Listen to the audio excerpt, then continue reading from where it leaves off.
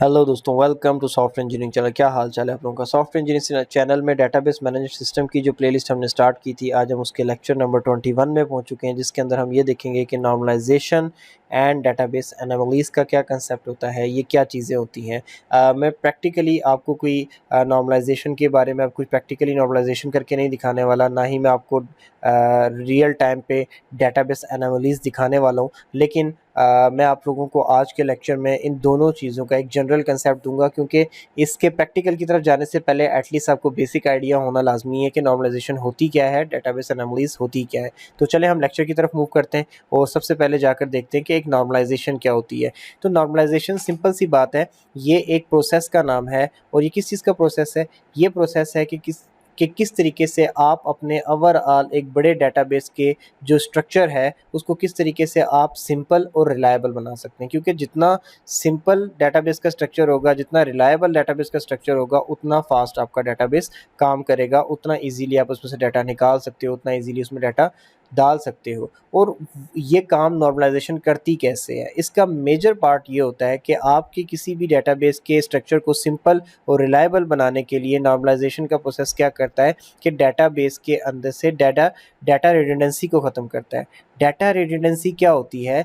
Data redundancy का मतलब ये है कि आपके डेटाबेस में कोई भी data double double time save हो रहा होता है। अब आप इंटेंशनली नहीं करते। डेफिनेटली अगर आप डेटाबेस में एक स्टूडेंट का रिकॉर्ड सेव कर रहे हो, तो आप क्यों ऐसा करोगे कि आप उस स्टूडेंट का रिकॉर्ड जो है दो दो बार सेव करो? आप इंटेंशनली ऐसा नहीं करोगे। लेकिन डेटाबेस का स्ट्रक्चर ऐसा होता है कि आप उसके अंदर मजबूर हो जाते हो किसी भी एक रिकॉर्ड को दो दफ़ा सेव करने के लिए। फॉर एग्जांपल, मैंने जैसे स्टूडेंट की एग्जांपल ली, तो मैं इसी को थोड़ा सा आपके सामने एग्जांपल को एक्सप्लेन कर देता हूँ कि आपने एक टेबल बनाया हुआ है जिसमें आप स्टूडेंट का सारा रिकॉर्ड सेव कर रहे हो। ठीक हो गया।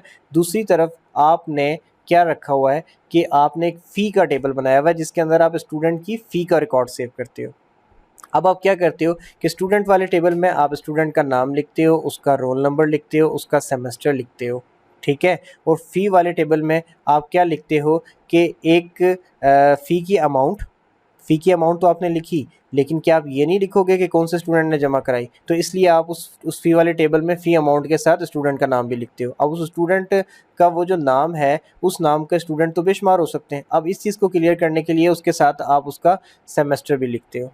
ठीक हो गया। सेमेस्टर लिख दिया, तो उस सेमेस्टर के अंदर उस नाम के स्टूडेंट भी बहुत सारे हो सकते हैं, तो फिर अब आप उसको क्लियर करने के लिए उसका रोल नंबर भी लिखते हो। तो एक तरीके से देखें कि फ़ी के टेबल में एक ही नया एट्रीब्यूट आया, यानी कि वो फ़ी की अमाउंट वाला। उसके बाद सारा का सारा स्टूडेंट रिकॉर्ड पूरा का पूरा रिपीट हो गया। हुआ ना ऐसा? तो क्या इससे बेहतर ये नहीं था कि हम कुछ ऐसा करें कि स्टूडेंट का रिकॉर्ड स्टूडेंट वाले टेबल में रहे और फ़ी के टेबल के अंदर जस्ट फ़ी अमाउंट वाला ही एक एट्रीब्यूट हो, और कुछ ऐसा हो जाए कि वो जो रिकॉर्ड हमें इतना बड़ा स्टूडेंट का दोबारा लिखना पड़ा, वो ना लिखना पड़े, बल्कि उसके लिखे बगैर ही पता चल जाए कि ये फ़ी अमाउंट कौन से स्टूडेंट ने सबमिट कराई है। अब ये कैसे हो सकता है? ये इस तरीके से हो सकता है ना कि स्टूडेंट का रोल नंबर अगर स्टूडेंट के टेबल में एक प्राइमरी की है, तो उसको आप फ़ी वाले टेबल में फॉरेन की के तौर पे ले जाओ और अमाउंट के आगे उसका रोल नंबर लिख दो, एंड दैट्स इट। आपको उस रोल नंबर वाइज़ आपको पता चल जाएगा, या फिर रजिस्ट्रेशन नंबर लिख दो, कुछ ऐसा जो कि हर स्टूडेंट का पूरी यूनिवर्सिटी या पूरे कॉलेज में यूनिक होता है, ताकि आपको पता चल जाए कि इस रजिस्ट्रेशन नंबर वाले बंदे ने इसकी ये फ़ीस जमा कराई है। लेकिन जब आप डेटाबेस को नॉर्मलाइजेशन के प्रोसेस से नहीं गुजारते, तो आप चाहते हुए भी इस तरीके से डेटाबेस के अंदर बहुत सारी मिस्टेक्स कर रहे होते हो। और उनमें से एक मेजर मिस्टेक ये है जो कि मैंने आपको बताई, डेटाबेस के अंदर डाटा की डबलिंग की। तो इन चीज़ों को ख़त्म करने के लिए आपकी नॉर्मलाइजेशन यूज़ हो रही होती है। इसके अलावा नॉर्मलाइजेशन एक काम ये भी करती है कि जब आपके टेबल्स बहुत बड़े बड़े हो जाते हैं, जिनके अंदर बहुत ज़्यादा एट्रीब्यूट्स होते हैं, तो नॉर्मलाइजेशन के अंदर आप कोई ऐसी अप्रोच फाइंड आउट करने की कोशिश करते हो, कुछ ऐसा तरीका फाइंड आउट करने की कोशिश करते हो कि आप उस बड़े टेबल को ब्रेक डाउन कर दो दो स्मॉल टेबल्स में या तीन स्मॉल टेबल्स में, और फिर उन तीनों टेबल्स का आपस में कोई प्राइमरी की फॉरेन कीज़ को यूज़ करते हुए रिलेशनशिप बना दो, ताकि एक ही जगह पे जब आप इतना डाटा डाल रहे होंगे, तो पॉसिबल हो सकता है, बहुत ज़्यादा चांसेस इस बात के हो सकते हैं कि इतने सारे एट्रीब्यूट जो हैं, उनमें से वो सारे के सारे एट्रीब्यूट किसी एक ही कैटेगरी के ना हो, बल्कि कोई दो कैटेगरीज़ के आप यूज़ कर रहे हो, तो उन दो कैटेगरीज़ का आप एक टेबल बनाने की बजाय अलग अलग बना दो। ठीक हो गया। उसके बाद ये नॉर्मलाइजेशन क्या करती है कि इस बात को यकीनी बनाने की कोशिश करती है, इस बात को मेक श्योर करती है कि आप जितना भी डाटा सेव कर रहे हैं वो लॉजिकल हो, और लॉजिकल डाटा सेव होने से आपकी परफॉर्मेंस तो इंक्रीज़ होती ही होती है, लेकिन ये है कि लॉजिकली जब कोई चीज़ सेंस बनाने लगती है कि कोई डाटा रिपीट नहीं हो रहा, आपने डिफरेंट टॉपिक्स के बारे में डाटा एक ही टेबल की बजाय हर टॉपिक के लिए अलग अलग टेबल बनाकर तो उसमें डाटा सेव किया हुआ है, तो लॉजिकली जब स्ट्रक्चर हो जाता है सारा का सारा डाटा, तो चीज़ें वैसे अरेंज वे के अंदर आपको नज़र आने लगती हैं। और ओवरऑल ये क्या कर रही होती है कि आपकी जो डेटाबेस है उसके अंदर से ये एनोमलीज़ को जो है ख़त्म कर रही होती है नॉर्मलाइजेशन। तो यहाँ तक आपको समझ आ गया होगा। अब ये लास्ट जो लाइन पॉइंट मैंने पढ़ा कि आपकी डेटाबेस जो है जब आप उसको नॉर्मलाइजेशन के अंदर लेके जाते हो तो बेसिकली उसमें से एनोमलीज़ को ख़त्म करती है। तो एनोमलीज़ क्या होती हैं? तो सिंपल सी बात है, एनोमलीज़ आप कहते हो फॉल्ट्स को, डेटाबेस के अंदर मौजूद फॉल्ट्स को दूर कर रही होती है। और जैसे कि मैंने आपको बताया कि डाटा के अंदर डाटा रिपीट हो रहा है, डाटा डबलिंग आ रही है, तो ये भी तो एक फॉल्ट है ना, तो इसको भी एक एनोमली आप कहोगे। इस तरीके से डिफरेंट किस्म की एनोमलीज़ हैं, जिनमें से आपकी जो जो टाइप्स हैं वो है एक इंसर्शन एनोमली, दूसरी है डिलीशन यानी कि डिलीट के टाइम पे जो आती है, और फिर उसके बाद आ जाती है अपडेट एनोमलीज़। ये अक्कर होती हैं जब डेटाबेस नॉर्मलाइज नहीं होती। तो आपने क्या करना होता है कि अगर आपने इनके प्रॉपरली सॉल्यूशन निकाल लिए तो आपकी डेटाबेस ऑलमोस्ट नॉर्मलाइजेशन की तरफ जा चुकी होती है। अब हम देख लेते हैं कि इंसर्शन एनोमली यानी कि इंसर्शन का जो फॉल्ट है डेटाबेस में वो क्या होता है। तो देखें, you cannot add some data in the table of a database due to absence of some other data, means the absence of some data is restricting you to add some other data. For example, आप database के किसी एक table में कुछ data डालना चाह रहे हो, लेकिन उस डाटा के अंदर ज़ाहिर सी बात है डाटा कैसे बन रहा है कि एक रिकॉर्ड पूरा आप डालोगे, और रिकॉर्ड कैसे बन रहा है बहुत सारे एट्रीब्यूट से मिलकर। अब उसके अंदर लेट से 10 एट्रीब्यूट्स हैं, उन 10 एट्रीब्यूट्स में आप सारी वैल्यूज़ डालना चाह रहे हो ताकि आपका एक रिकॉर्ड क्रिएट हो सके, लेकिन उस 10 में से 2 या 3 एट्रीब्यूट्स ऐसे हैं जिनकी वैल्यूज़ आपके पास मौजूद ही नहीं है उस टाइम पे जब आप ये रिकॉर्ड डाल रहे हो। ठीक हो गया? और वो मौजूद उनके ना होने की वजह क्या है? उनके मौजूद ना होने की वजह डेटाबेस का डिज़ाइन है।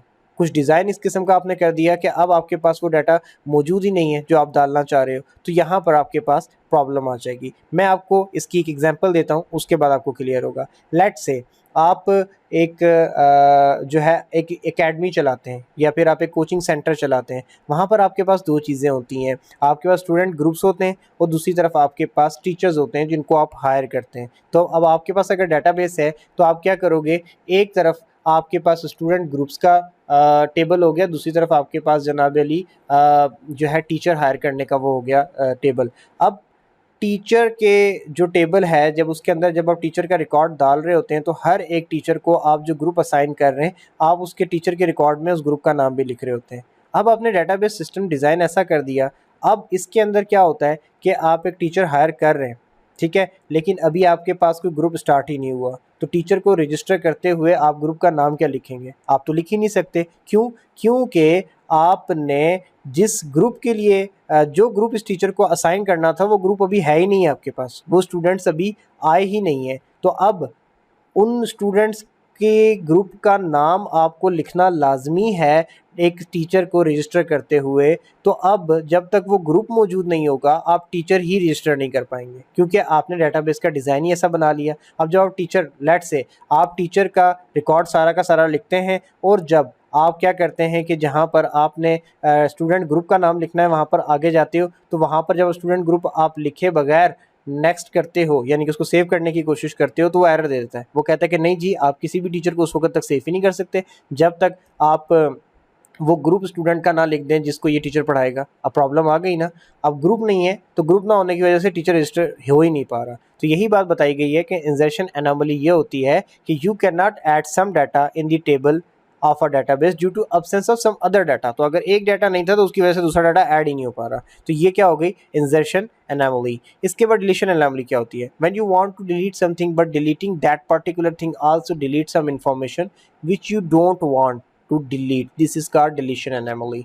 फॉर एग्जाम्पल, मैंने टेबल ऐसा बनाया, कोई भी टेबल, मैं फिर अगैन कोई एग्जाम्पल एज्यूम कर लेता हूँ, और उस टेबल के अंदर मैं रिकॉर्ड सेव कर रहा हूँ। अब उस रिकॉर्ड्स में से कोई एक पर्टिकुलर एट्रीब्यूट ऐसा था जिसकी मुझे ज़रूरत नहीं रही और अब मैं उस एट्रीब्यूट की वजह से पूरा का पूरा रिकॉर्ड में डिलीट करूँगा, लेकिन क्या होगा कि उसके साथ जो एक्स्ट्रा चीज़ें जो मैं रखना चाहता हूँ वो भी जा रही हैं। फॉर एग्ज़ाम्पल मैंने डेटाबेस का डिज़ाइन ऐसा बनाया हुआ है कि मैं स्टूडेंट की जो पूरी की पूरी जो जो किसी पर्टिकुलर क्लास या पर्टिकुलर सेमेस्टर की जो रिज़ल्ट डिटेल्स हैं वो अब मैं डिलीट करना चाहता हूँ। उसकी कोई भी रीज़न हो सकती है कि वो स्टूडेंट हमारा अकेडमी का हिस्सा नहीं है, वो हमारा या फिर वो छोड़ चुका है या जो भी है, मतलब कुछ भी रीज़न है। द पॉइंट इज़ कि मैं उस स्टूडेंट के रिजल्ट्स को डिलीट करना चाहता हूँ, क्योंकि अब उसके इतने सारे रिजल्ट्स के उसने कौन से सब्जेक्ट में कितने मार्क्स लिए हैं एंड एक्सेट्रा एक्सेट्रा मेरे किसी काम के नहीं है। तो अब लेकिन ये है कि दूसरी तरफ मेरी ये डिमांड है कि रिजल्ट्स इसके डिलीट हो जाएँ, मगर उस स्टूडेंट का रिकॉर्ड मेरे पास ज़रूर मौजूद रहे, ताकि कल अगर मुझसे कोई पूछे भी तो मैं बता सकूँ कि हाँ जी, ये बच्चा हमारे ही इंस्टीट्यूट से पढ़ के निकला है। लेकिन ये है कि उसकी डिटेल रिजल्ट्स हमें ज़रूरत नहीं है, तो हम उसको डिलीट करना चाहते हैं। तो अब क्या हो कि मैं रिज़ल्ट डिलीट करने जब जाऊँ तो रिज़ल्ट के साथ-साथ स्टूडेंट का रिकॉर्ड भी डिलीट हो रहा है। ठीक है? अब बावजूद इसके कि मुझे खाली डिलीट रिज़ल्ट करने हैं, लेकिन साथ स्टूडेंट भी रिकॉर्ड डिलीट हो रहा है, तो ये कोई अच्छी अप्रोच नहीं है। तो इसी प्रॉब्लम को डिलीशन एनोमली कहते हैं। इसके बाद हम आगे चल के देखते हैं तो अपडेट एनोमली क्या होती है। इसका मतलब ये होता है कि changing at one place make you change at every place where that value is used. ठीक है?